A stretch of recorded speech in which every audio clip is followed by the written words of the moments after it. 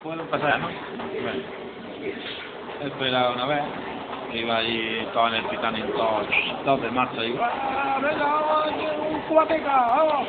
Y llega el capitán del Titanic, que dice, ¡oye, señores, callad los cojones! y le dice, señores, tenemos una noticia buena y otra mala. ¿Cuál querés que os diga antes, todo? Da igual, lo que usted quiera, señor.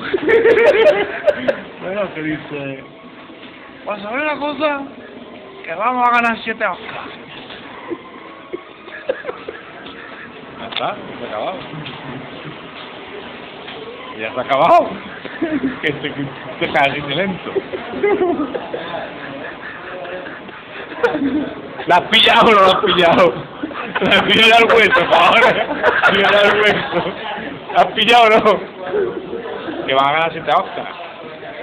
Y van a hacer una película sobre ellos, y va a hundir, blanco, y todas las cosas. Creo que es tuyo, de hecho. ¿De quién te crees?